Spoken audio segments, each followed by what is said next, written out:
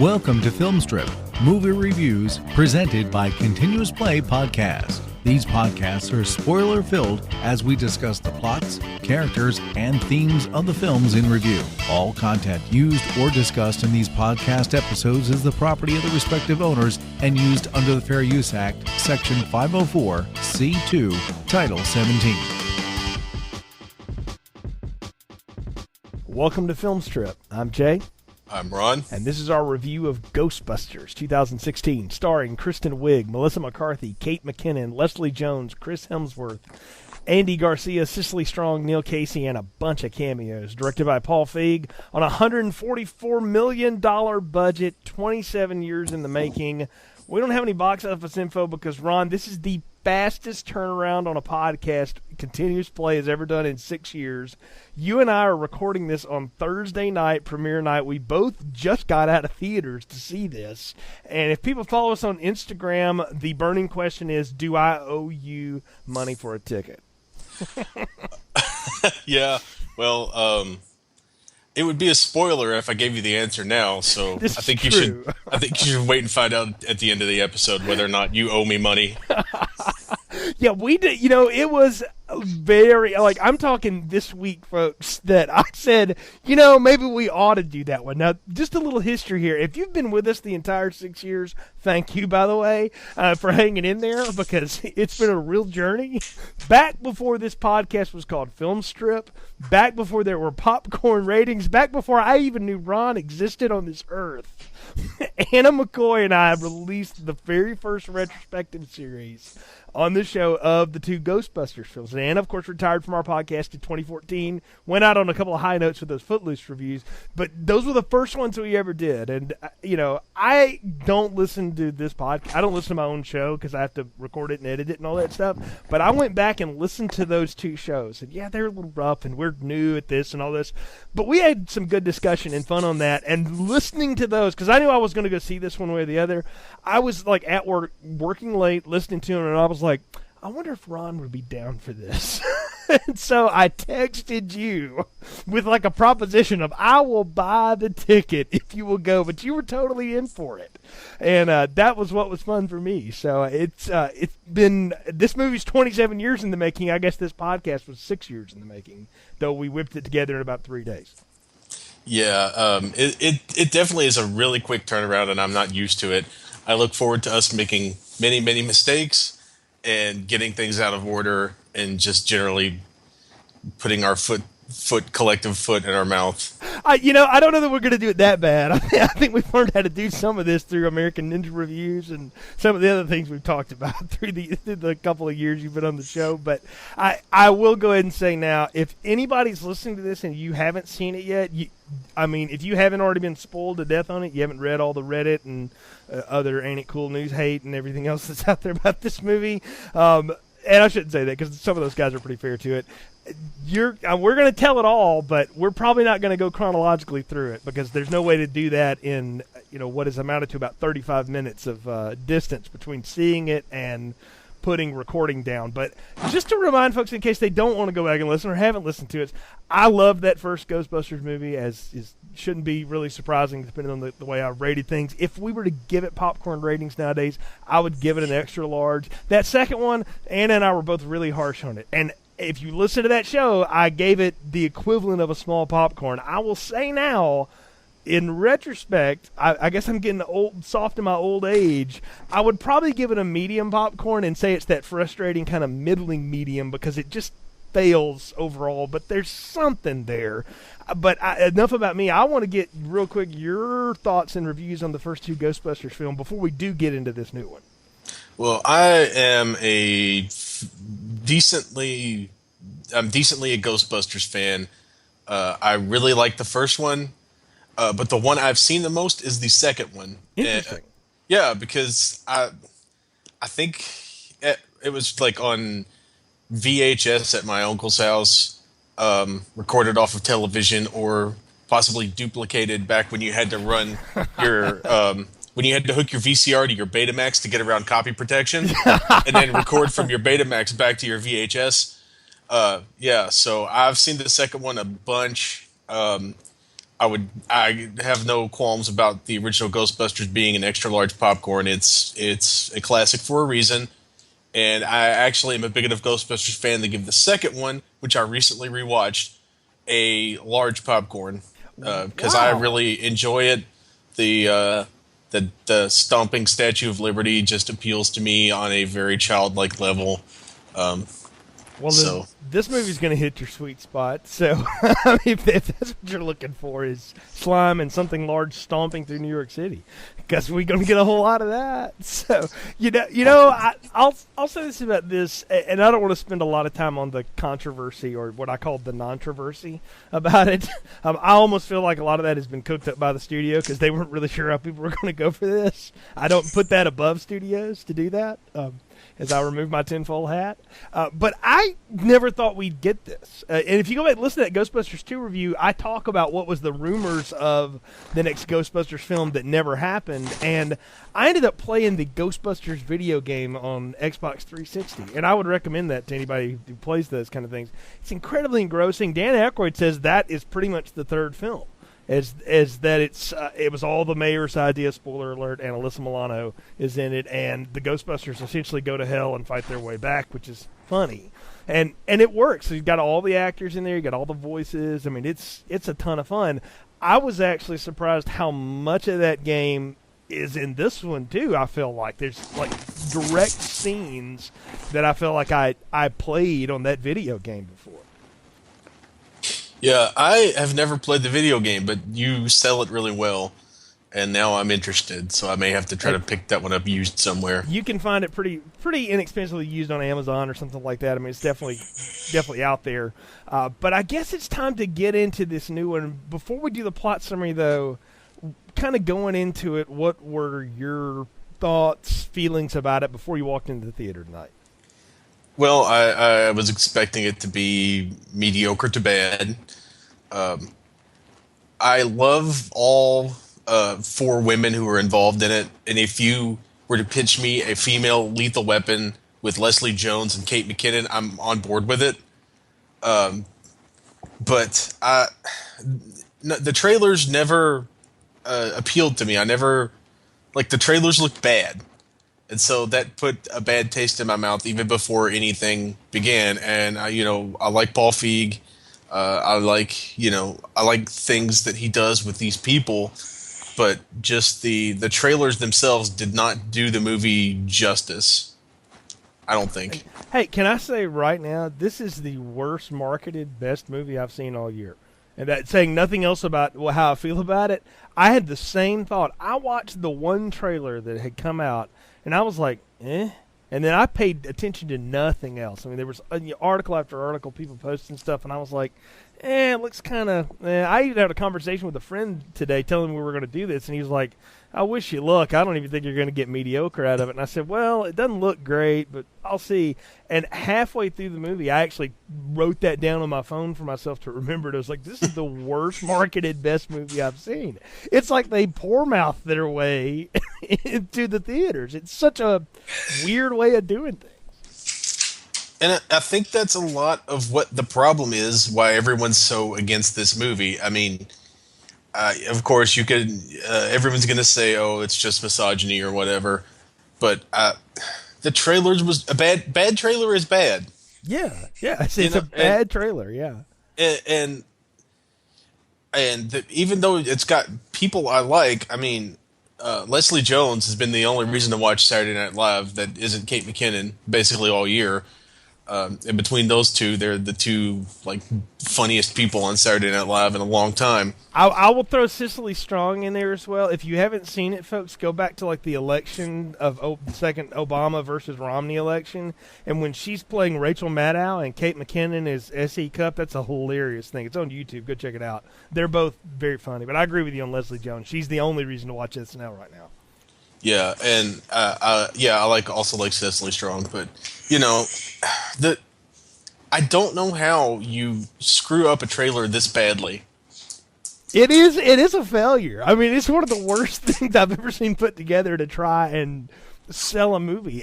I feel like the superhero movies are really bad about this. Like, I've always felt the Thor movies, oddly enough, talking Chris Hemsworth here, where the trailers were awful. But oddly enough, those movies are also bad too. And so it kind of lived up to its. I guess we're not doing a Marvel retrospective anytime soon, but I mean, I'm not a big fan of the Thor flicks. I think he's fine in the Avengers films he's in, but he's not really interesting in his own thing. But those trailers are bad too, and I've been wondering. I'm like, have we lost the art of trailer making? But the answer to that is no, because there's been some good trailers. Hey, that Independence Day 4 trailer actually looked remotely interesting till I saw it. So. Well, if you'll allow me to put on my tinfoil hat, I'm going to say that the studio put out a mediocre trailer to lower expectations. That's an interesting theory, yeah. You are going up against a movie that is held sacrosanct by every basement-dwelling nerd in the country. Yeah. Basement-dwelling nerds around the world. Let's just put that right out there. Listen, go ahead. And you've got to...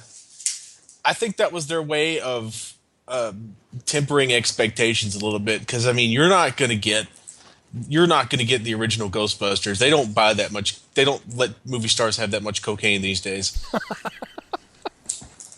or control.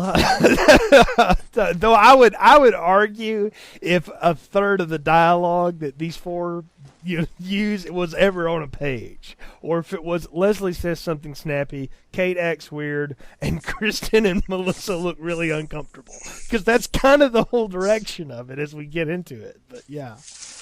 No, I'm with you. Maybe that is that's a decent conspiracy. I mean, again, I feel like the controversy, and now with your let's put out a mediocre trailer to get everybody to calm down, for a minute. Maybe it works. I don't know. Yeah, it's like a war on two fronts. It's a pincer action against the red pill. It's a great idea. Of course, it didn't work on China, but that's another story for another day, because they're not getting to see it. But anyway, at least not legally. So before we go any further, though, I do think we need a plot summary. So last spoiler warning, folks. If you're curious at all and you're going to go to the theaters, we're about to blow it for you in case you didn't already know. So Ron, hit us up. What happens in this new Ghostbusters? Dr. Erin Gilbert, played by Kristen Wiig, is laughed out of academia after a book she wrote with a friend about ghosts resurfaces and ruins her reputation. Gilbert reunites with the only friend who ever believed her tale of the paranormal, Abby Yates, Melissa McCarthy, and her new partner, Holtzman, Kate McKinnon.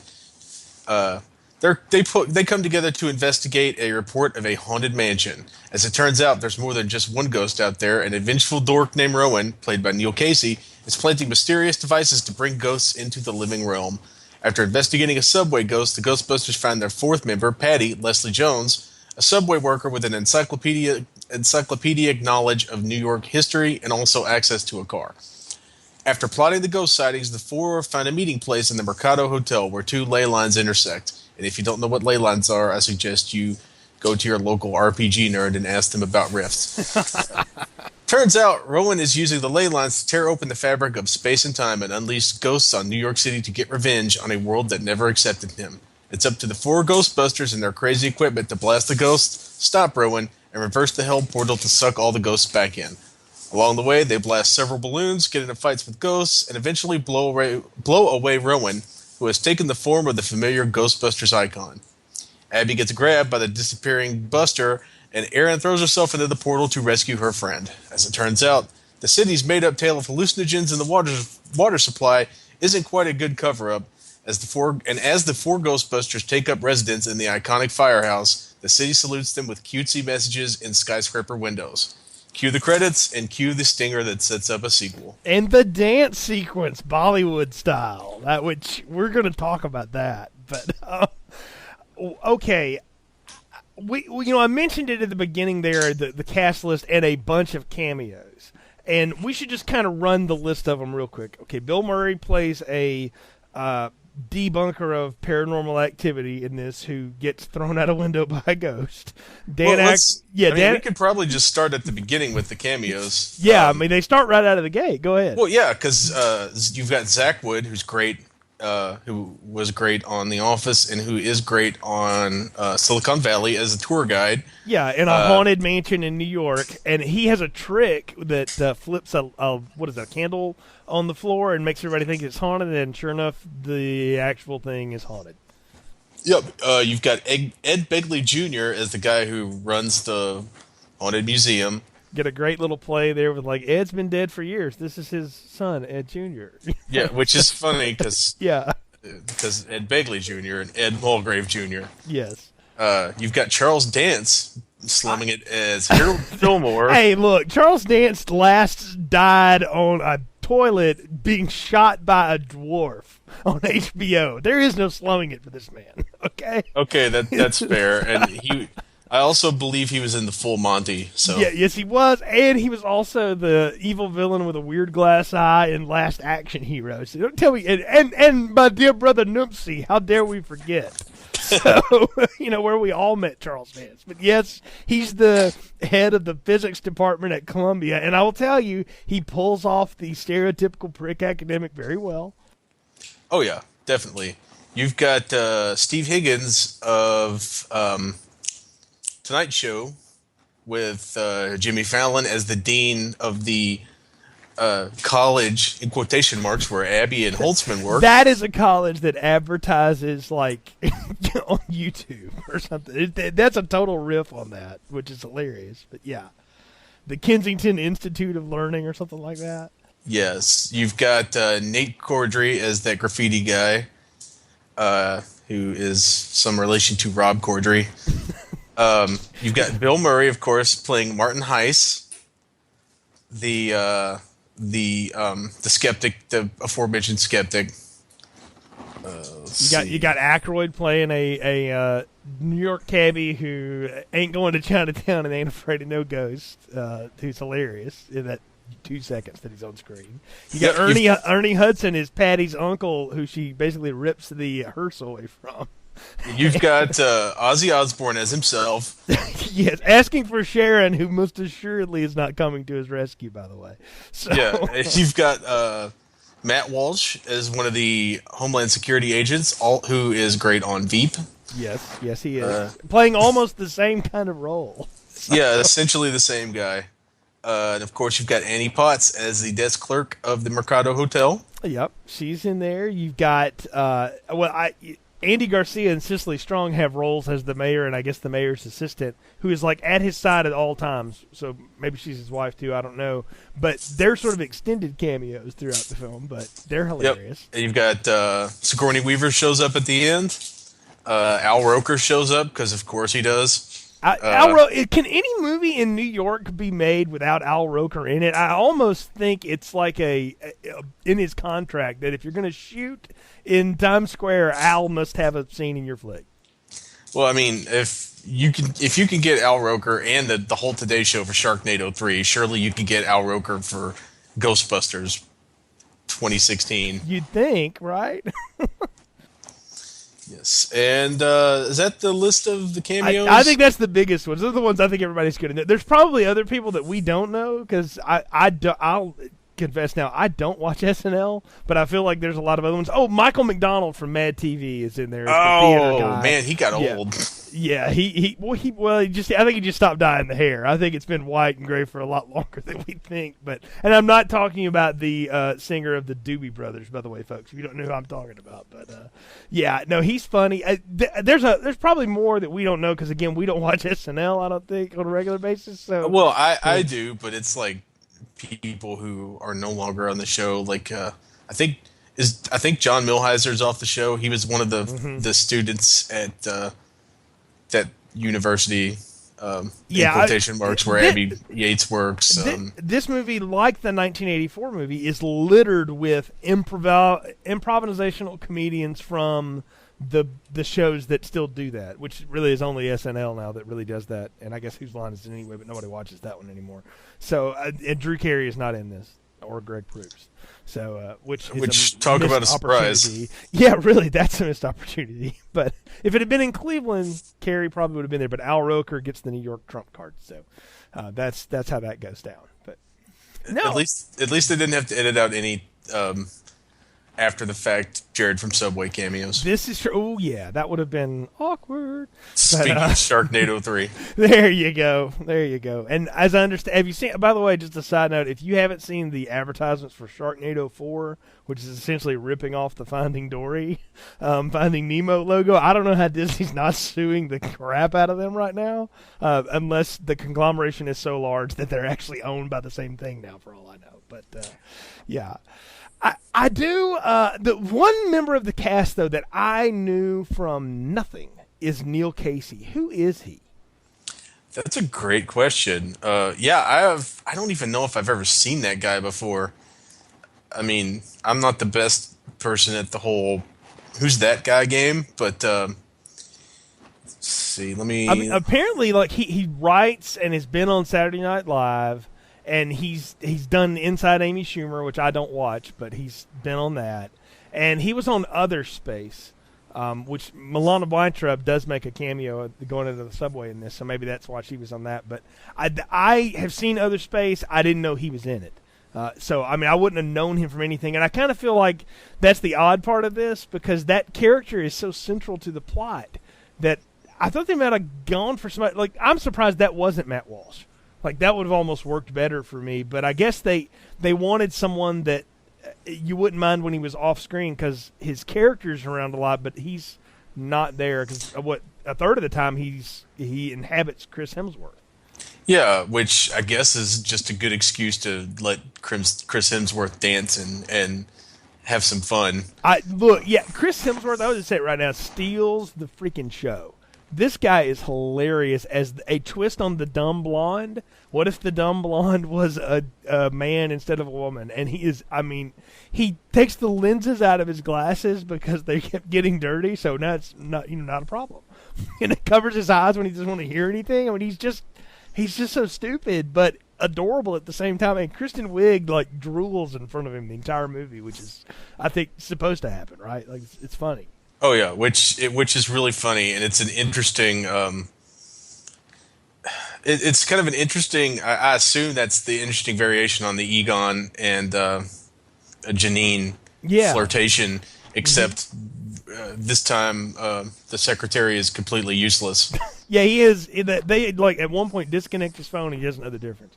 You know, they're just like, yeah, we'll just turn it off. I think that's the other thing too, and one thing that I realized early on in the movie that I didn't need to try to make analogs between these Ghostbusters and their previous counterparts, because there's some similarities, but there's a lot of, shall I say, crossing the streams too.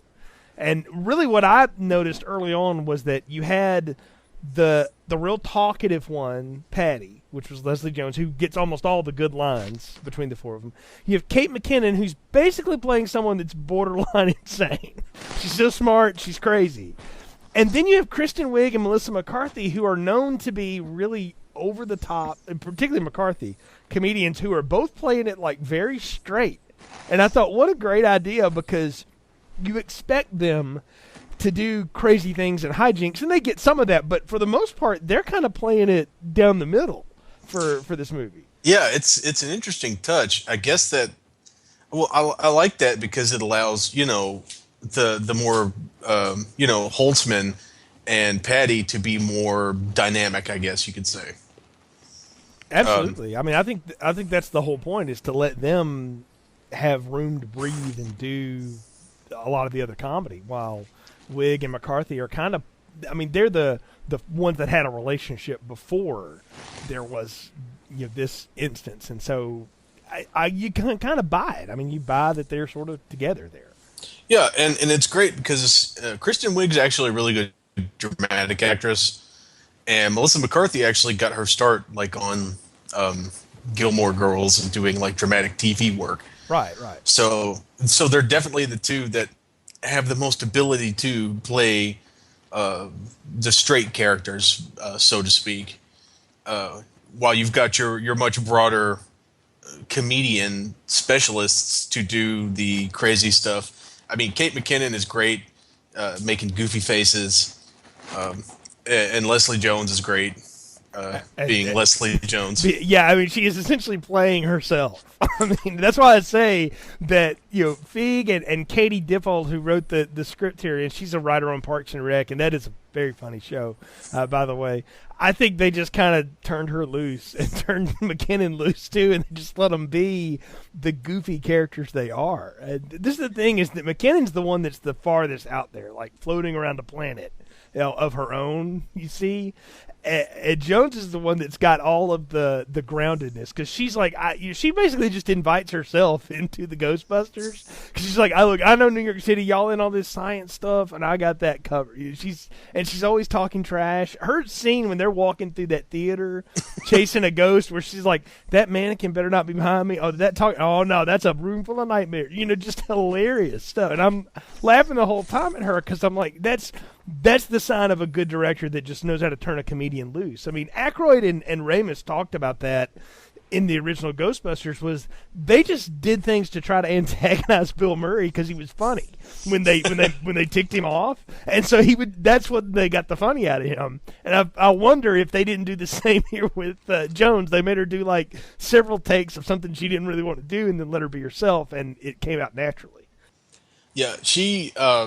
That part is probably one of my favorite jokes in the movie. The part with the mannequin stalking Leslie Jones. It's practically a Looney Tunes bit. Oh, yeah. And that's why it works with Patty, because Leslie Jones is playing such a grounded character. She is definitely the no-nonsense type. So it works really well to have her be like... Well, it kind of works with her being the victim of the nonsense, the most flat-out funny portion, and to take your more straight-laced, button-down Kristen Wiig and throw slop at her. Oh, completely. And let's start with the how this thing begins. Is we get that haunting at the hotel, or not the hotel, the haunted mansion in New York, and Matt Walsh gets chased into the basement, and a lot of slime turned on him, and we get the Ghostbusters theme. And I was surprised. There's like at least 4 versions of that running around this soundtrack. There's the Ray Parker one. There's the Walk the Moon one, which sounds like the Ray Parker one, just, slicker. There's the whatever Fall Out Boy, and I think it's Missy Elliott did. And then there's like another one. So I'm like, the soundtrack is 4 versions of that song, I swear. But we get that right out of the gate, and they go with the Ray Parker one right out of the gate. And I was like, well, okay, we're going to blow that early. But then I remembered, wait a minute, the first movie, that was all through it. They played that all the time. So they're trying to set familiar landscape while doing a very different setup. Yeah. I actually don't think that's very successful. It never, I don't know. I don't really understand the point of that. They call back to Ghostbusters quite a bit, but they don't run with it. Right. It's like they feel this need every 10 minutes to remind us, hey, we're doing a remake of this other movie. Now forget about that one. And I will say now, this movie works best when it's not trying to be the 1984 one. In fact, if they had alluded to almost nothing else in it, I would have been fine with it. Yeah, or if they had gone more heavily and leaned into the Ghostbusters history a little more and had the cameos be the actual original Ghostbusters, you've got, they try to pick a middle ground between those two relative extremes. No Ghostbusters history versus, hey, look at all these Ghostbusters, and it doesn't really work. No, it really doesn't. And that's the thing about this one that's really different, is that at the beginning of this, they're not all together. Like, that was the thing about the first Ghostbusters, is 3/4 of them were together from the get-go. And what you see here now is Kristen Wiig has moved on from this to the point that she is trying to, like, not even own up to the fact that she had done paranormal research. And the only ones that are together are Melissa McCarthy's character and Kate McKinnon's. Holtzman and Yates, and you would get the sense that they had just recently gotten together and put something together. And so it's all built around the idea that Erin Gilbert is up for tenure, and all of a sudden this book surfaces and a YouTube video of her talking about ghosts after they go to that hotel surfaces, and it ruins her career. She gets fired over it. Yeah, it's definitely the inverse. Well, one of the things I liked is that not only did she get fired, I really liked that Abby Holtzman also get fired as well. Because you would think, oh, this podunk little place that they work is going to be desperate for any kind of publicity, and that'll be the new Ghostbusters headquarters, and blah, blah, blah. And they subvert that quite nicely by him saying, this is a respectable 12-year-old university. Which is great. And then he does the multiple flip-off versions to throw him out of the building, which is, again, good comedy, just unfurling there. I did find that to be quite funny. Yeah, and I get the feeling that the multiple variations of the middle finger was just him riffing. Oh, listen, I bet there are like 20 outtakes of that on the forthcoming Blu-ray that will go into way more of that. I'll say this about the first act of the movie, because this is the putting together act or whatever, and I feel like it kind of comes to a head right before when they meet Patty and they go down there and they test the equipment out. It's the most rushed part. I feel like this got cut up a lot, because this movie's just under 2 hours long, and you can tell they're trying to speed it along and get into it, because, again, as much as they don't want to just be the old movie or whatever, they're having to do all this shorthand to remind people of the world and what has come before, I feel like. Yeah, and they allude to it vaguely later on in the movie with the two Homeland Security agents discussing that, this kind of stuff has happened before and it's been covered up. So right. I think you could have just left it at that and not called back to the original Ghostbusters quite as much. And I would have really liked to have seen them, take a lesson in pacing, at least from the original movie, and kind of slow that part down, the introductions, because there's a lot of good stuff there, and you're right, it does feel kind of choppy. I mean, it is. I mean, you get good scenes with everyone. I don't want to give the wrong impression, because I think everybody gets to establish who their character is. And the best of those may be Hemsworth, and we can talk about that in a second. But it does feel rushed. It's like, we got to get through this, we got to get into Ghostbusting pretty quick. Even though they spend a lot more time in this movie sort of with evolution of the tech and everything. And that, most of that's done by McKinnon's character. Remember, all of it's done basically by McKinnon's character. It's like every time they go out on a mission, she's got a new twist on the familiar stuff. But what we never saw before was what was the prototype of the proton pack. And now we actually get to see it. It's on like a cart that they have to wheel around, and then you can carry it, then it gets flashier, then you get like special weapons by the end of it. So I feel like they blow through 25 years of nuclear engineering development in about 12 minutes total in the film.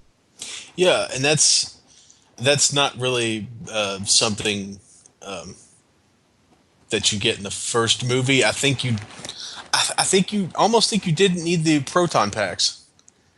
I think you could have just done it with the special weapons, and that would have been one of your updates to the Ghostbuster, technology or what have you.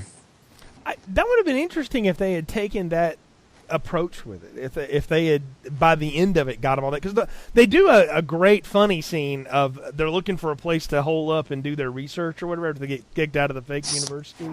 And they go to the old iconic firehouse, and the woman's like, it's $21,000 a month. And I love Kristen Wiig's just deadpan, like, burn in hell. Oh, I'm sorry, what did you say? And I mean, my theater maybe had 20 people in it total. I was on like a row by myself. There were a row of teenagers down in front of me. Then there's like all these 50-year-old people sitting up beside me here, and then there's this one young family over to the right, and everybody just died laughing when she did that, because it was so funny. I didn't even hear the next three lines because we were all cackling at that. I thought it was a great moment, but again, it's rushed in a little bit.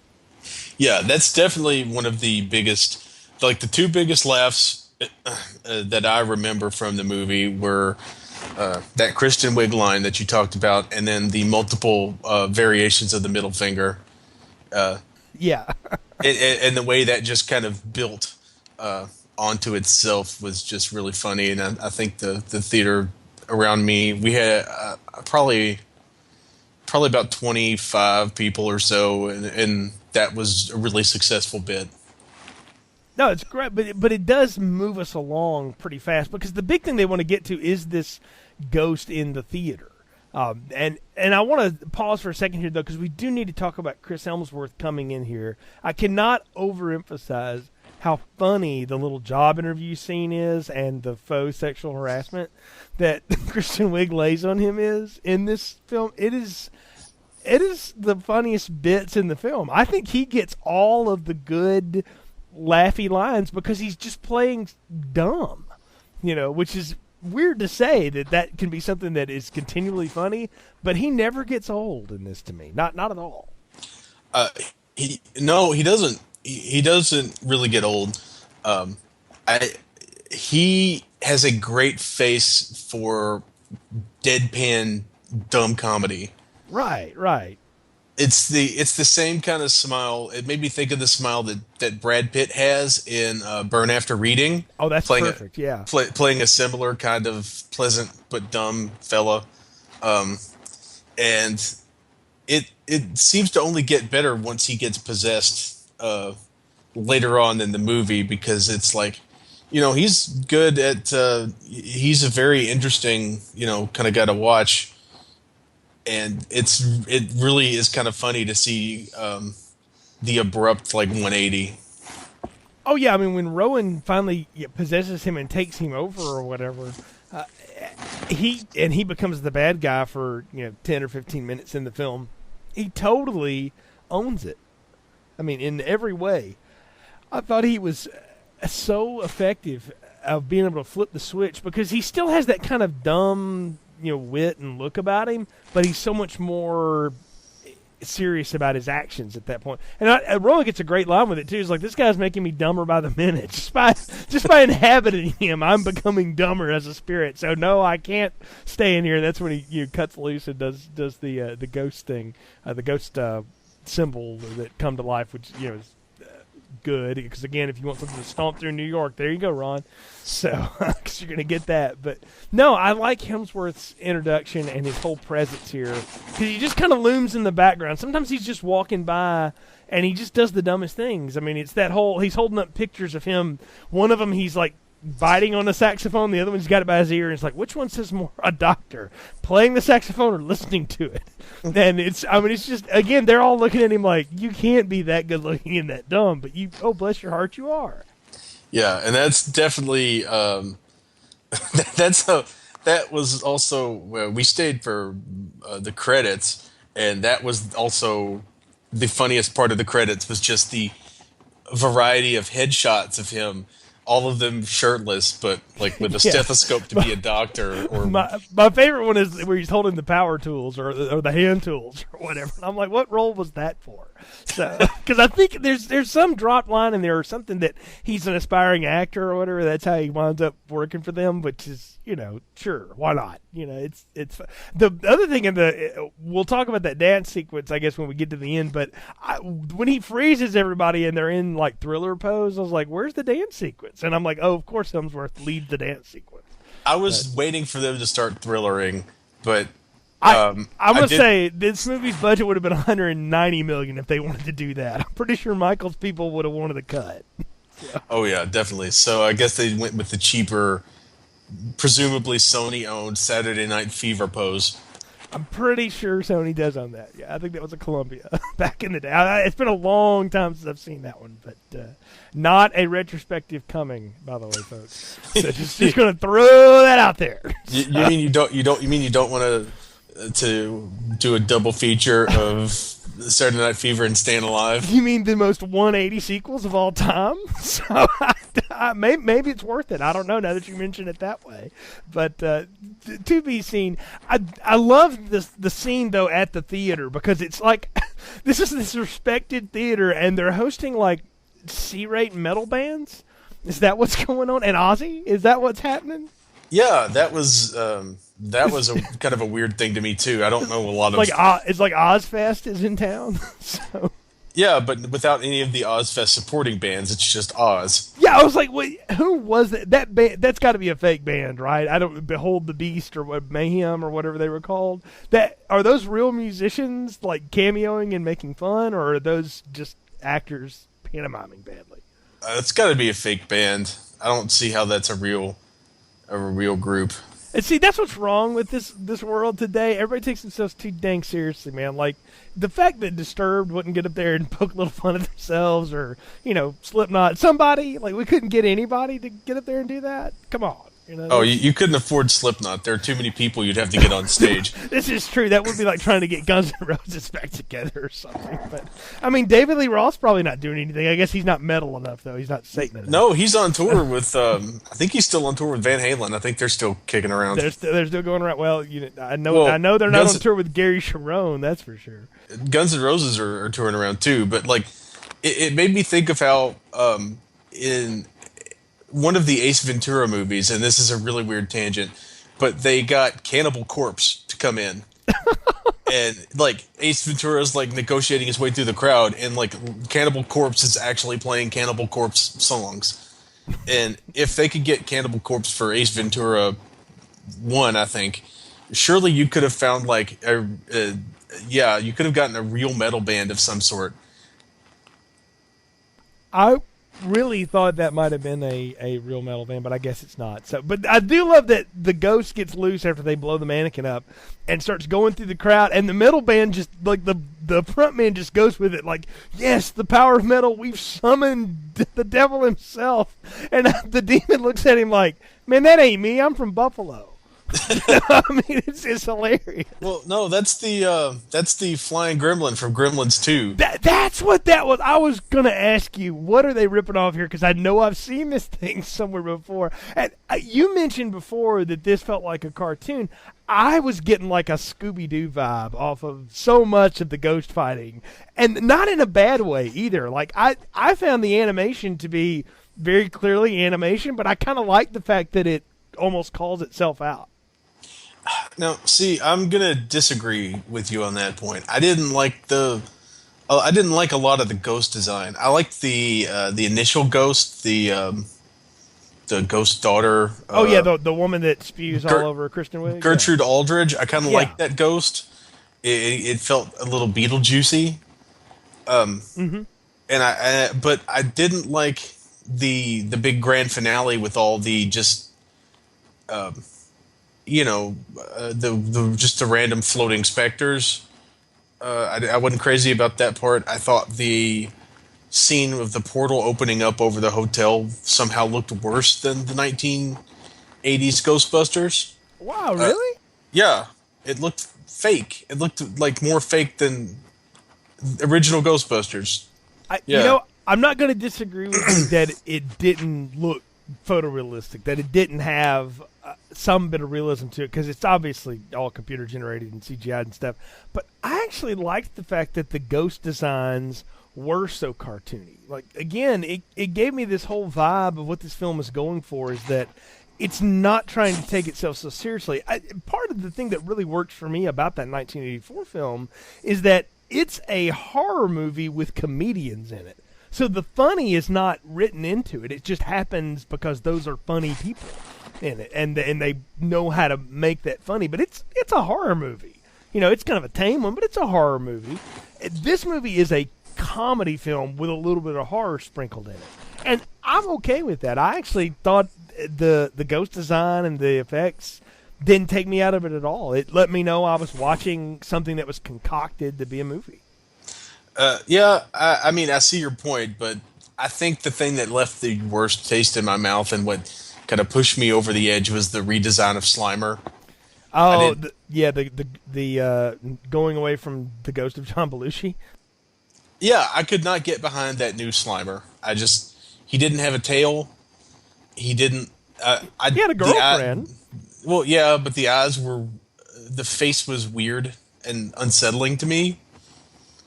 It wasn't the greatest thing. I like the fact that they gave him stuff to do, that he steals the Ecto-1, because as someone who watched that cartoon, the real Ghostbusters, growing up, I loved how Slimer just became kind of like a pet. And he hung out with everybody, especially like Ray. And I'm like, well, that's Slimer. He would drive the car. Well, it fits in with the character of Slimer because he was a bus driver in Ghostbusters 2. Because Louis Tully gets on the bus. and he's the driver. That's right. And a really fun cameo. Melissa McCarthy has a great line like, that thing's having the time of its life. And again, she's the straightest of all of these. Like, if Kristen Wiig is playing it straight, Melissa McCarthy's playing it super straight. And that makes the deadpan of her lines so much better. I don't know. I think we just disagree on the effects. I think the effects look this way on purpose, though, is what I'm trying to say. I think they are purposely trying to not be as scary as the 1984. Exactly, or as scary as anything else. Like, we haven't reviewed it yet, but they're not trying to do Paranormal Activity, the Ghost Dimension. I mean, they're not trying to do that. But thank God. But I do get the impression that they were trying to be scary in certain parts, like the ghost mirrors. Those things, I will say, that in Rowan's like little lab that he's built secretly underneath the hotel that is going to release all it's like dimension portals he's set up, but they're mirrors, and it's like souls of the Freddy damned kind of trying to get out or something. I didn't like that. Felt like I was walking through a cheap haunted house at the JC's or something. Like I will say now, I'm like, I didn't really go for that, and I'm glad they didn't focus on it much because it didn't look good. That when they tried to be scary, now I'll agree with you, it didn't work. And that's again why I say this movie is not a horror movie with comedians in it. It's a comedy movie with a little horror sprinkled in it. Yeah, and I guess that's a fair assessment of it. I did enjoy that Slimer was still Slimer and doing like hijinks. Yeah, he was eating hot dogs by the dozens, and and I enjoyed when he came back driving Ecto 1 with his girlfriend and with all the other ghosts in like the party van. Yeah, mean, again, they had a party barge coming through, and then they do the Dukes of Hazzard leap at the end, which we're definitely going to talk about.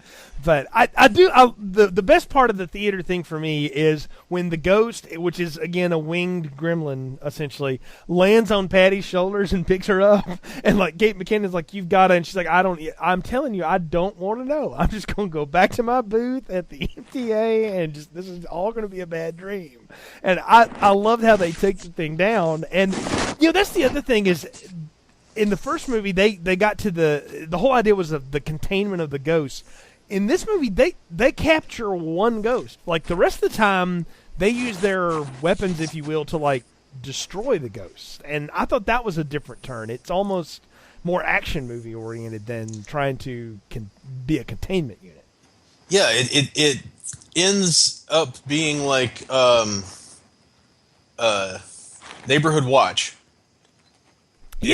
Or The Watch, bad. Whatever they retitled it to. The Watch, yes. Yeah. The one where they're blasting aliens or whatever. Right, the bad Ben Stiller, Vince Vaughn thing we're talking about, yeah. Yeah, and it's weird how the Ghostbusters become the ghost murderers. Can you murder a ghost? Really? Well, clearly you can, because they run that one, they blow up ghosts with hand grenades, and then they run that one through the shredder, and it spits out ectoplasm, like Steve Buscemi into a wood chipper. Yeah, no, yes, I love the little gadgets that Kate McKinnon keeps coming up with. She's got like the two pistols, one she licks and she starts shooting stuff like Clint Eastwood style. I love that Patty gets the ghost wood chipper and she does chew up that one ghost in the finals. I like the little secret weapons. They give Melissa McCarthy like the Mike Tyson punch-out glove, essentially. I thought those were fun. I mean, that again, it's played for a different aesthetic, though. Like the last time when they fired their stuff up, you felt like at any moment they could all die. Like this may not work, and this time they just play that for laughs. There was a lot more comedy exposure to radiation this time. Yeah, I mean, it's like a drop line, like, don't touch that thing. It's probably the radiation. You really shouldn't be in the room with it, and then I got that. What did she say? I got a warm and fuzzy feeling inside me, and they said, "Oh, that's probably just radiation." Yeah, it's probably the radiation. Yeah, you need to calm down. I know. I think part of this that works too is the fact that you've got four comedians here who clearly have found a rhythm with each other that is built from something different. Because, I mean, McKinnon and Jones would know each other, and of course Wiig and McCarthy have been in stuff together. But last time, those three guys did everything together for 12 years before they ever did the movie together. they'd been in several things together, so there's a shorthand to the way they were working. I was impressed with how quickly and how bonded I felt like the group was. Yeah, that was one of the things that I think they were able to successfully update, so to speak. It definitely feels like they come together as a group quickly, but it doesn't feel unnatural. It doesn't feel like that part doesn't feel rushed. They seem to all, well, the three of them have the ghost thing in common, and then Patty is one of the first people to see a ghost and not wet her pants over it. So oh yeah, I think that's a really helpful thing to kind of bring them all together. You lose some of the introducing Winston to the concept of ghosts kind of thing because you've already got a believer. But I think that was a nice update. Oh, yeah, again, they don't have to form. They have to form the group here, but the group sort of forms organically. I mean, Holtzman comes with Yates because they're working together now. Yates and Gilbert have this history together. They rekindle it, and she just falls right in line with Holtzman. And then Patty just invites herself to the party. And they do get some really cool bonding scenes. I thought, you talk about Kristen Wiig can play dramatic. I thought her scene where she explains the fact that she saw a ghost when she's a kid and nobody believed her except Abby. That was her only friend, I thought that was, sweet. And that's the one thing about that first movie that when it's being funny and goofy, I mean, you kind of put it with Peter Venkman's sexual harassment in it because it is kind of sweet. I felt like this movie had the same kind of touch of sweetness to it in those light moments. Yeah, that is another thing that I think is replicated really well. Or created really well in the script. It does have that kind of heart that I would associate with Ghostbusters. Because I mean, they're even nice in the movies. They're in the two original movies. They're even nice to Lewis, and I mean, he's a little weasel. Oh, completely. I mean, you like Ghostbusters too. His role is vastly expanded in that. I felt like that was unnecessary at the time, but in some ways, it's kind of nice because they don't ever ridicule him for it. And that's the same thing here. Like, as dumb as Kevin is, the secretary, and that's Chris Hemsworth's character, by the way. I don't think we've called him Kevin yet, and not that it matters. But they're nice to him. As different as the four of them are, they're kind of good to each other. And I don't know. Again, there was a sweetness and a heart to it. I think you put a good word on it. Yeah, I did enjoy the scene where Kevin shows up in his homemade Ghostbusters outfit. That was. Oh yeah, I was born to be a Ghostbuster, and then he gets inhabited by a ghost. Well, be careful what you wish for, Thor. Well, if I remember correctly, doesn't Lewis say that he was born to be a Ghostbuster? Yes, he does. Yeah, yes. Oh, there are direct lines just repeated here. I think for the super fans of those first two films to get.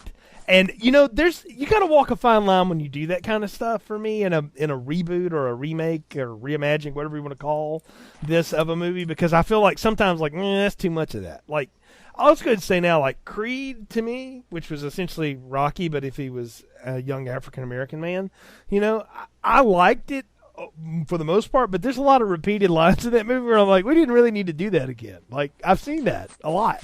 I don't need to see that again. So now, if you want to repeat the "I must break you" Russian thing, I'm always down for that. But some of that other stuff is a little hokey. I felt like in this one though, they didn't do too much of that. I want to make sure I say that clearly because I'm complaining about that. It could be a problem. I don't think they go over the top with any of that here.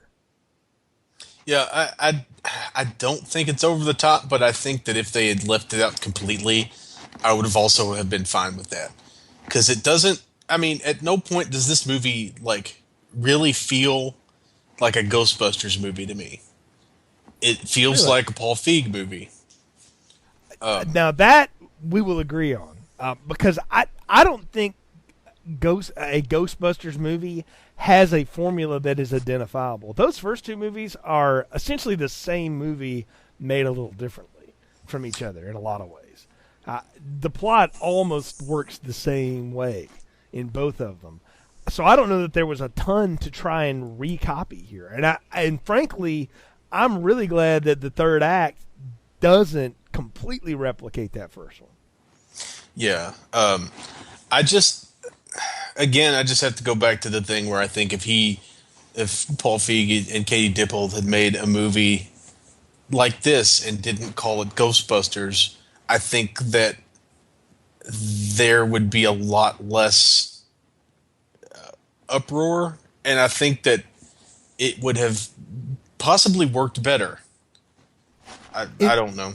In scenes, I think it could have, and I agree with you. I think it would be neat to see them team up and try to put these people in another movie that's not called Ghostbusters in some way. But that's what they're doing, and I think they're trying to take what is done before and do enough of it, enough shades of it that fans of it can go, oh yeah, I remember that, I like that, but then go and do their own thing. Because again, like I said at the beginning, this movie works the best when it is not trying to be the 1984 Ghostbusters movie.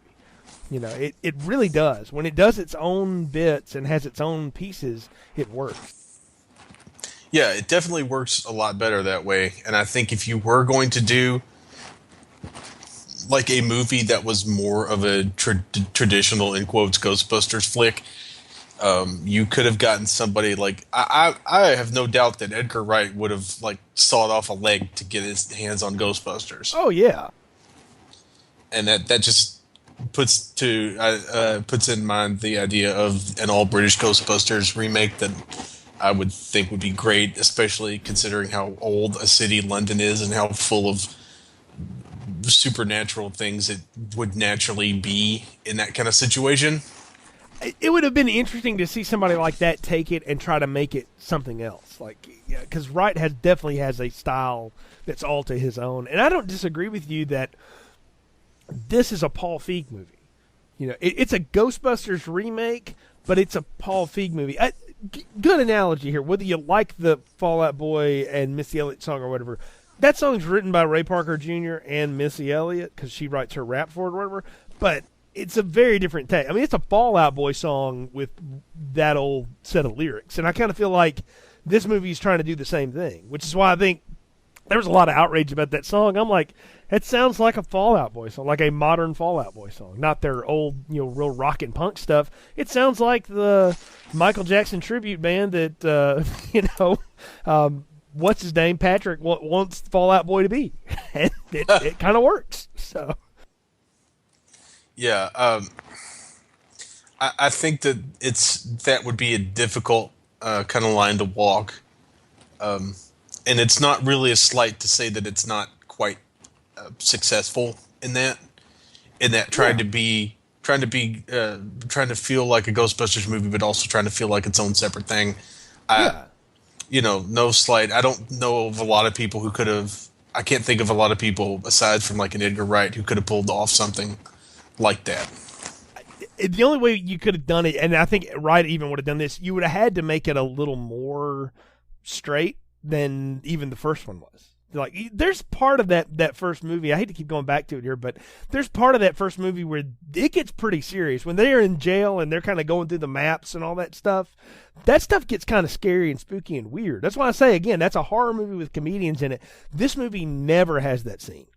It has touching scenes where these people bond with each other, but it never has that moment where everything turns and you're like, holy cow, this is about to get really bad. Like, it never does that. And I credit this film for not trying to recreate that emotion because it couldn't do it. That's the thing, is I don't think that would play at all today. I think people would be like, just Google that shit.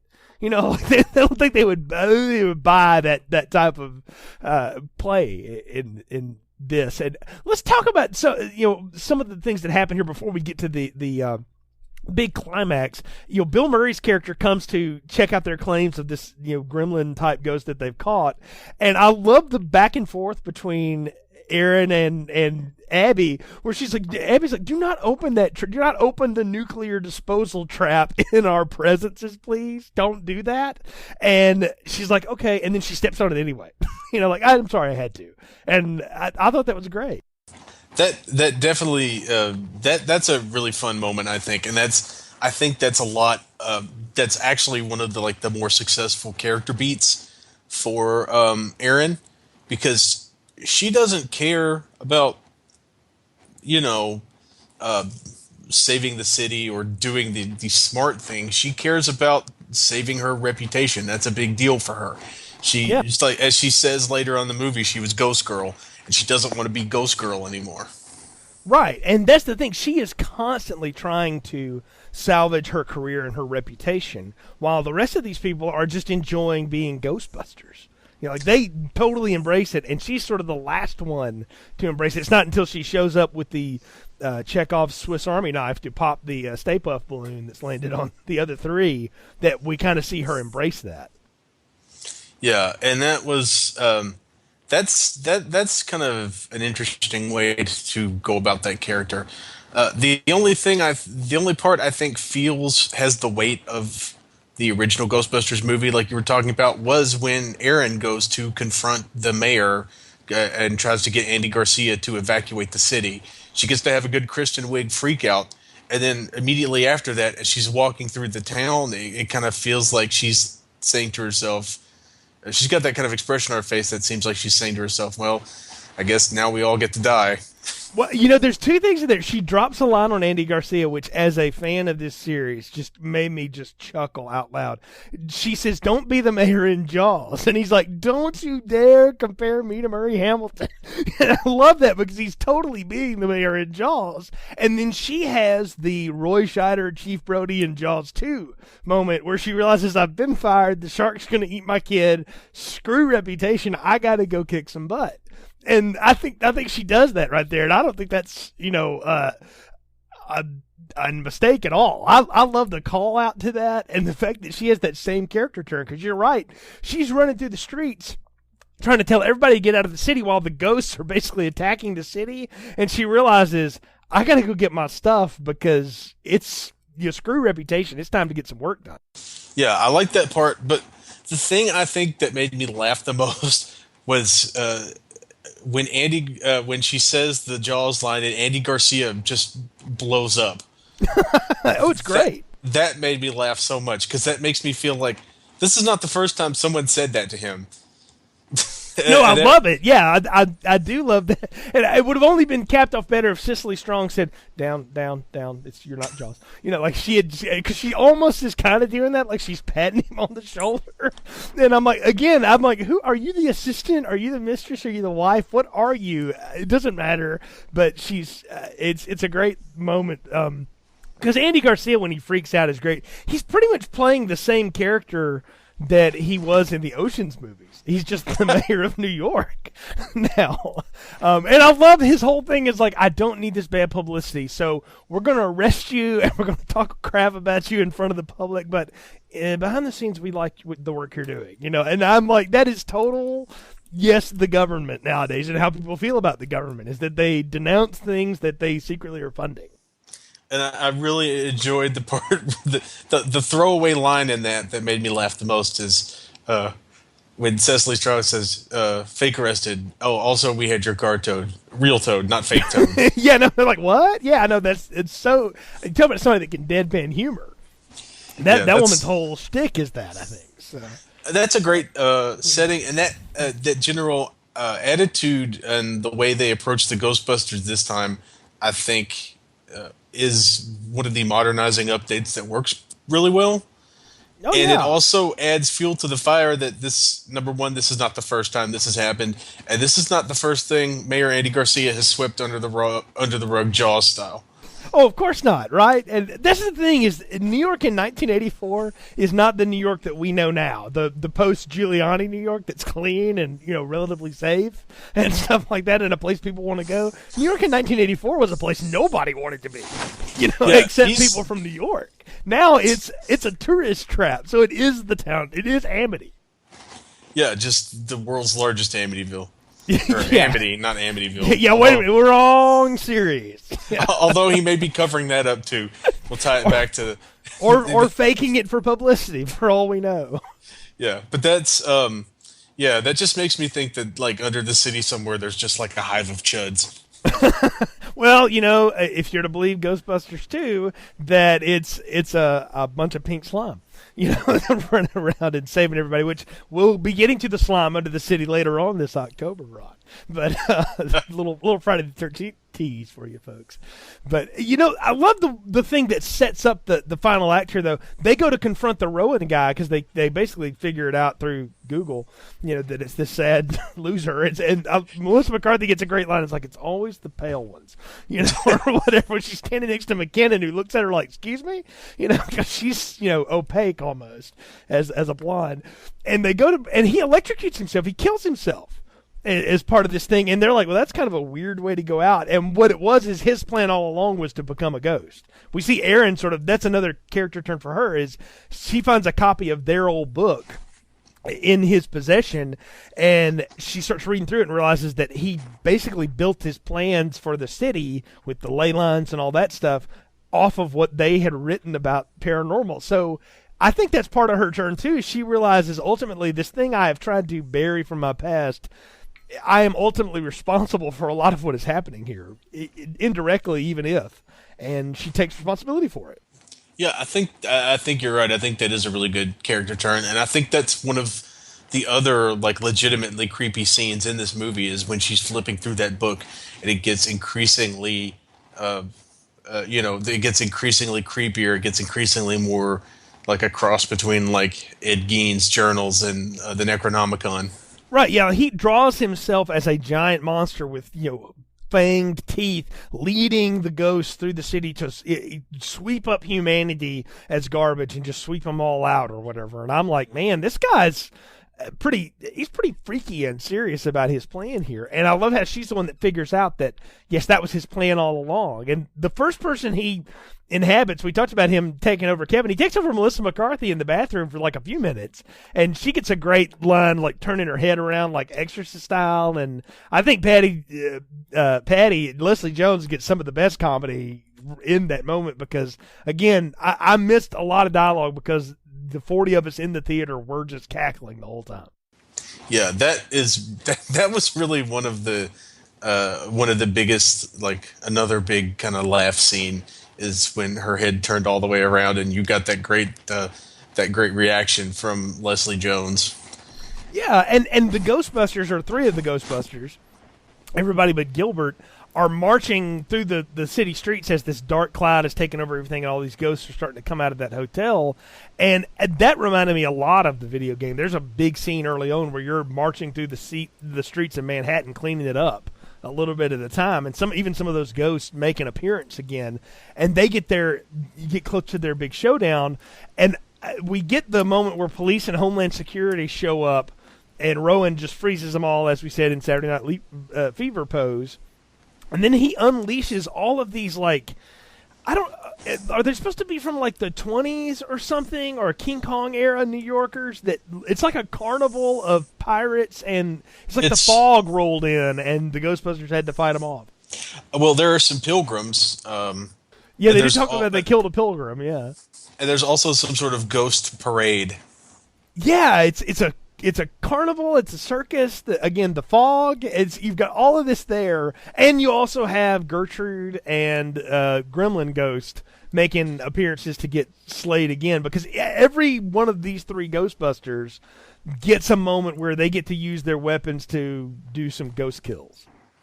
Yeah, and it's a nice kind of roundabout because they kind of get to kill the ghosts that tormented them the most, I guess you could say. Yeah, this movie can't do a montage because we don't do those anymore, right? So instead of that, they had to do something where we get music pumping and we get people into some big action scenes. And I don't know, I kind of liked it. I liked the fact that each of them got their little moment, and they each had to save each other's butt at some point doing it, showing that, again, they're good by themselves, but they're much better as a team. Yeah, and that helps to kind of reinforce the bonding elements. And the thing that happens is a big balloon falls on them, and Erin's involved in that scene too. At the end, I should have said that she gets her scene to shoot off ghosts too, and they realize that the hotel is the portal. That's the center point of all the ley lines and all that stuff. And they had a line in there earlier when Slimer steals the Ecto-1. They're like, don't shoot that thing. It's a nuclear reactor on top of it. And then they realize, well, maybe we should throw the nuclear reactor into the portal. And I want to say now, the biggest fear I had about callbacks at all, I was like, please don't try to recreate the cross the streams, don't cross the streams bit. And not one time do I remember them even going there with this. And I appreciate the fact that they sort of left that in 1984 where it belonged. Yeah, it kind of feels like a build up on top of the original in a sense, because you've got the ghost killing weapons, which is kind of like the proton packs turned up to 11, and then the fact that they actually explain what some of the junk on top of Ecto-1 is was a nice touch. Well, if you ever played the old Commodore 64 game, you know what that is. It's the super trap and the ghost vacuum, which, by the way, if you ever play that, buy those early. It will save you lots of time. But just a little tip for you NES guys out there, you ROM people. Just a tip for the 5 people who have a Commodore 64 ROM on their computer. If you have one, people, I want you to screenshot it and send it to us at J_Newcastle on Twitter or JNewcastleCPP on Instagram. Please, I want to see that. So anyway, we get to our big showdown here, though, where they realize that the thing to do is to target the big coolant reactors or whatever and blow them up. And I do love that they essentially wrangle the Ecto-1 and make it do a big Dukes of Hazzard leap into the void. I thought that was hilarious because when it explodes and starts bringing everything in with it, I don't know. I thought it was good. Again, it's cartoony looking effect, but it was fun. Yeah, that I did enjoy the Slimer and Mrs. Slimer, Thelma and Louise moment. Yes, that's what that's from. I was sitting there going, I'm like, they're ripping that off, and I can't remember from what. Thelma and Louise, I had not. If only they had been holding hands and Glenn Frey music was in the background.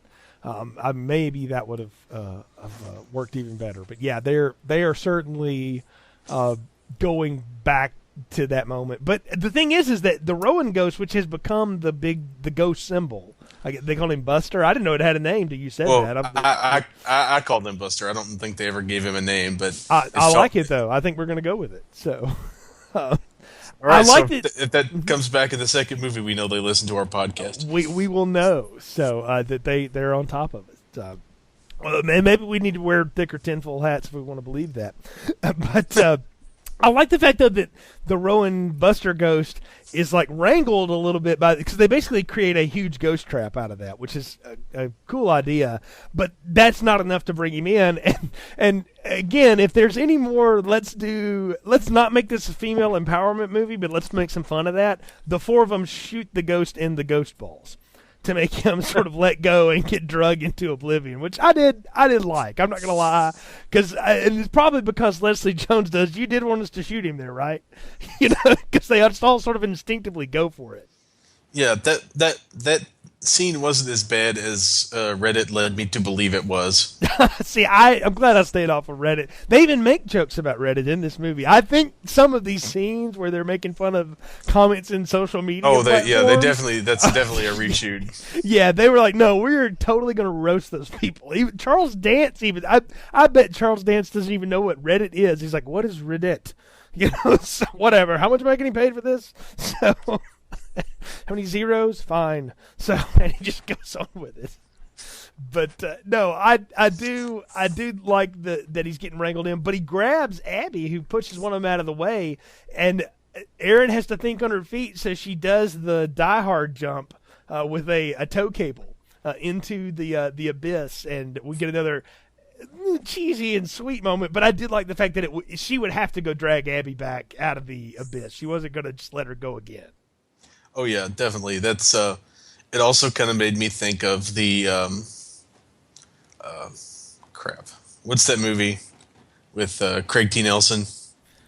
Poltergeist. Poltergeist. Oh yes, it's definitely a Poltergeist rip. It's also I got a little backdraft on it. you go, nice. You go, we go. Even though that's Chicago, but I was going there. Yeah, it's not the only thing they do. I mean, when they both come out of the thing, which is grand, they both have stark white hair, and I'm like, well, that's kind of cool. I like the fact that there's like a lingering effect there. Yeah, that was. I did enjoy that and their respective responses to the hair. That's also another great Kate McKinnon line when they come out of the thing and they ask what year it is, and she says it's 2040. The president is a plant. I so thought that was going to be a Trump joke, and I'm kind of glad it wasn't because it would have dated this movie a little bit. I love the 2040 in the president's a plant. No, you just been gone 2 minutes. And so it was great. Because again, that reinforces that, Holtzman is just like riding that line of functioning and completely nuts, and she's almost like Riddler crazy, and Jim Carrey like in some ways. I sort of feel like she is playing that. She does make some really great Riddler type faces. She really does. Like she's always contorting her face. I do feel like her performance is largely informed by Jim Carrey's Batman Forever turn as the Riddler. So, which if you go back and listen in the archives, folks, I liked that movie a lot, and Anna hated it. But anyway, we just had different tastes, so that's fine. I do like it though, but you know what? The end is not the end. Like there's like an extended coda. It's almost like a half act here at the end where we get the cover up from the mayor that is on the news or whatever, and we see something though that Erin like doesn't even care anymore that is happening. Like she doesn't care about her reputation. She's ready to go full on with this, even before Cicely Strong says, "We'll give you anything you want." Yeah, and that's again we got to go back to it. That's definitely another display of character growth, and it really kind of helps put the sort of the capper, I think, on her whole journey throughout the movie. I think she's the one that has the complete arc in the film. Honestly, it's almost all about her. And the skeptic in the first movie was Venkman. He believed it, but he didn't really. But once he saw that ghost at the library, he was like in. At that point, she's taken a little bit longer to come along, even in spite of what all she's seen. She still tried to protect herself, and what she ultimately realizes that it really didn't matter. And so she's doing what we want them to do. They're teaming up at the end here. Yes, and they get the firehouse back, and they get secret government funding, which again ties back into everyone's tinfoil hat theories. Of course, but again, the audience today believes that about our government, and we also believe that we probably would nominate a plant for president. I'm not certain I'm not going to vote for a ficus myself come November of 2016, but we'll get there. So, well, I mean, let's not forget this is also the same government that perpetrated 9/11. Right. Well, I love that the cover story is that ISIS has drugged the water supply. I'm like, that's straight out of Buffy the Vampire Slayer. It was PCP. Again. So I chuckled at that. And I also enjoyed that the news anchor basically said, no, it wasn't. Right. Yeah. Because again, news anchors nowadays would be like, no. It'd be like on the O'Reilly Factor that night, or Hannity or something. So, but no, I looked at. I love the extended montage we get here at the end, though, because we do get a montage. I said we didn't get one. We actually do. When they're running the credits, we see them, working on stuff and doing things, and we kind of see scenes replayed before we get to the big dance scene. And I like the fact that it looks like, they're ready to roll now, and are going to be setting up something new for the next movie. Yeah, I enjoyed that part, and I actually missed most of the post-credit sequence. But fortunately / unfortunately, one of the people cleaning up the theater told me what happened before my wife could tell me what happened. Oh, it's okay. I'd bought a giant gallon of Coke Zero, so I had to make a bathroom run. Yeah, that will do it to you every time. Well, what you missed was the dance montage that we thought we were going to get, that we actually get. Oh, I didn't see that part. It. I made it through the dance montage. I was trying to wait for any post-credit scenes, and that's the thing I missed at the very end of the post-credit scene. But I did laugh at the at Kate McKinnon's title card being her licking the gun. It's perfect for that character, though. I mean, of all the faces to grab, that was the one to get. And all the others kind of get a pretty standard, picture, and that's the only one that's like funny. Well, it's the only one that's purposely just goofy. But again, that character is the female Jim Carrey Riddler. We've already said it. I mean, I think that was perfect for that. That's when that cemented that in my head. By the way, I was like, yeah, we're totally doing that, aren't we? Okay, that's fine. Because again, I thought if I were her, I'm like, how do I make this my own? I'll just be like batshit insane, the whole movie, and everybody else just act like that's totally normal. And that's what's best about it is not so much what she's doing sometimes, is that everybody else is like, yeah, that's just Holtzman. It's just she's just the weird cousin. And I really liked the Sigourney Weaver cameo because you can kind of see where she gets it from. Oh yeah, but she does that. Shows again, Sigourney Weaver. If you never realized how tall that woman is, let her show up on a modern set. If she's 6'2", as it is, and she rolls in there probably on heels, and she's at least a foot taller than Kate McKinnon. But she's her mentor. She taught me everything you know. And she's like, "What are these safety lights? Those are for dudes, And they have this whole girl power moment, which is funny. Yeah, I enjoyed their mutual disregard for safety and their mutual desire to have a nuclear reactor.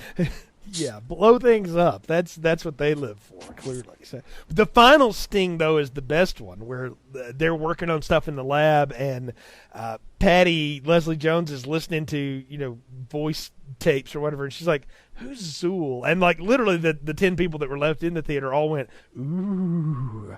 And that's going to be the last thing I wanted to ask you is, okay, clearly that's done for fanboys and everything, but it's an interesting setup. Do you think they will do a sequel? Do you think they'll follow that path, or is that just a throwaway scene? I think if it makes enough money, they're going to do a sequel. That may have just been an inside. I don't know if they're going to actually do Zool again. I don't know if you want to ape the original movie that closely. But I think if there is a Ghostbusters 2, that's their post-credit sequence is going to be, who's Vigo the Carpathian? I kind of hope they don't go back to that. I'll just say now we'll disagree clearly on him. I would love to see like Peter McNichol back in a Ghostbusters movie. Now, his cameo next. I do want to see him cameo next. I do agree. He should just play Janos again and just. I mean, really, he could just be the same guy. I mean, he doesn't have to do anything new.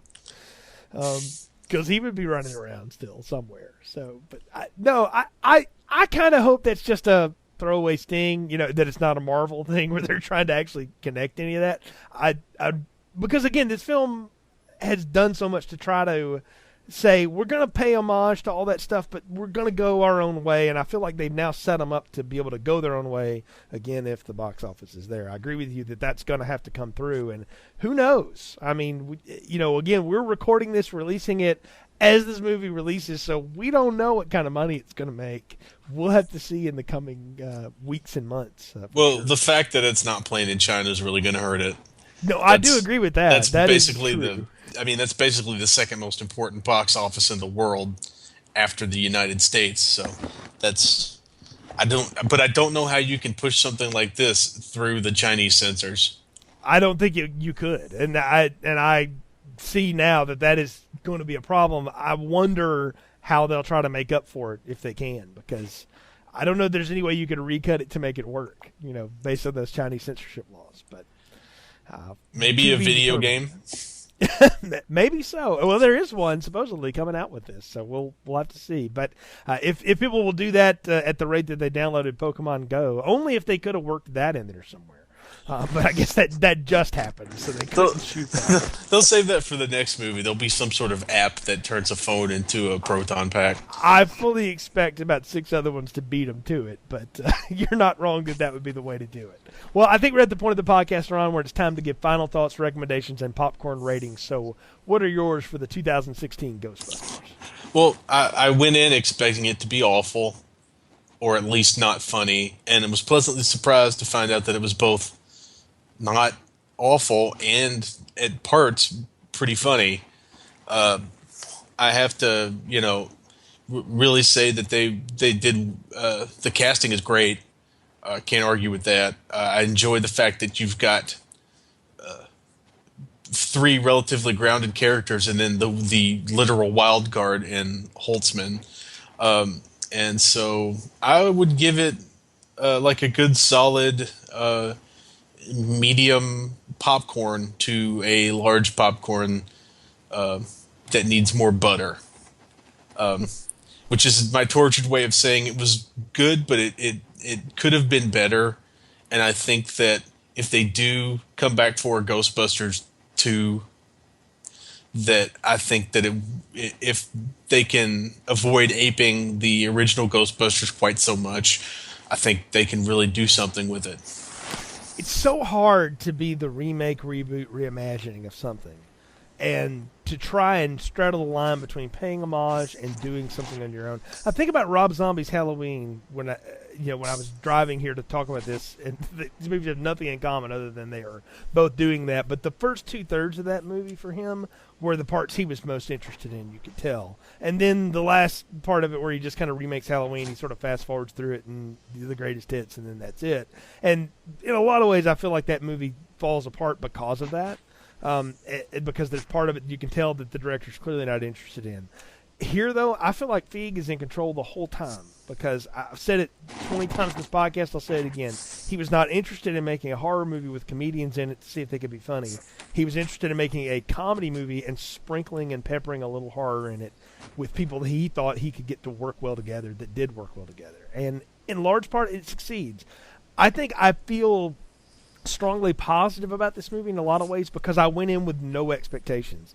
Probably aided by the fact that I'd watched that one trailer and said, and just sort of moved on from it, and that I didn't expect it to be a complete remake, and didn't want it to be a complete remake of the 1984 film, which I loved. Is it as good as that one? No. It's not. But is it good? Is it thoroughly entertaining? Is it enjoyable? Is it really funny in parts? Heck yeah. I think it's very funny. I think it delivers completely as a summer movie and what I wanted from it and didn't think I would get. So I'm going to give it a large popcorn, and it's not the perfect large popcorn, but it's completely fine. And if you will just go into it to watch it, folks, and just put aside everything you love and want a Ghostbusters movie to be, just say, okay, I know all that. That's my knowledge. And you just sit and let it wash over you. You're going to laugh out loud at this thing. It's funny. And I think you will find yourself having a good time with it. So I'm going to say, yes, see it. And I saw it in Big D. I didn't see it in 3D. I could tell the shots that were 3D. If anybody sees it in 3D, I'd be real curious to hear what you thought of it. I don't know that it necessarily needed that. But it looked great on that giant screen, and it was a lot of fun. And I'll say it now, I'll probably go see it again in theaters. I went by myself. I'll probably take my wife to see it because I can tell the parts that she'll laugh at too.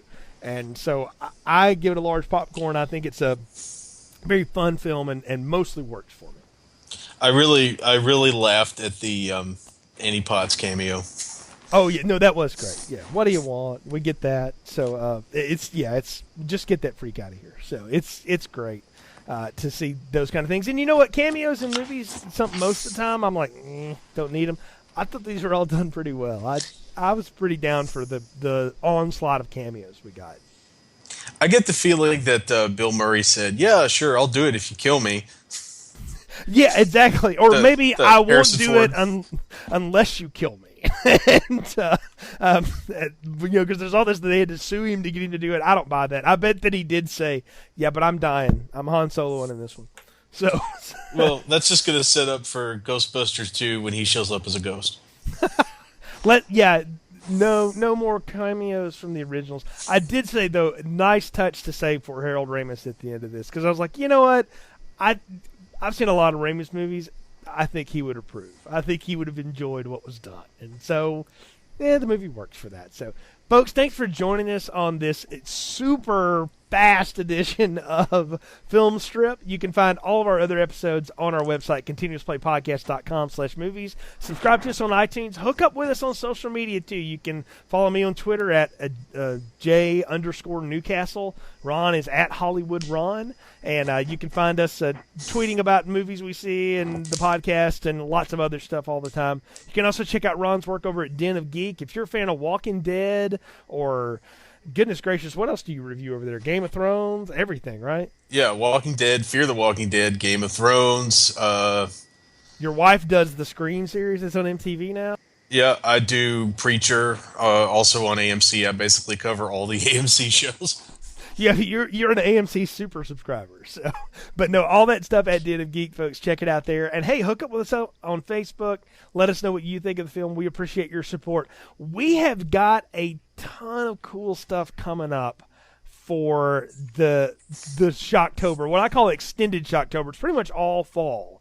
I mean, we've got another unauthorized, our Lifetime podcast. Ron and I have watched both the 1996 version and 2016 version of Mother May I Sleep with Danger. That's coming out next. Speaking of reboots. speaking of reboots, you're going to tune into that. We've got a couple more of those. Then we're going to kick off our Shocktober, where we're going to be reviewing Friday the 13th and Nightmare on Elm Street, culminating with Freddy vs. Jason at the end. We're going through both series all the way through their remakes and then to Freddy vs. Jason. All of that coming up August through October. Check it out and listen to the show. And if you like it, please leave us a good review on iTunes. It helps other people find the show. We've been doing this thing for 6 years. That blew me away when I looked at that this week. I was like, over 6 years I've been doing this podcast. Holy cow. And every bit of it available for free for you always. We do this show because we like talking about movies and agreeing, disagreeing on them, and interacting with you all. So let us know what you think. And, hey, sometimes we pick a real variety. I mean, we have a lot of stuff out there. So enjoy it all. We're glad to do it for you. Until next time, for Ron, I'm Jay. Thanks for listening to Film Strip. Thank you for listening to Film Strip. You can find more episodes on our website, continuousplaypodcast.com/movies. Please leave us a positive review on iTunes and link up with us on Facebook. The Film Strip theme music is produced and performed by Frozen Lake 121.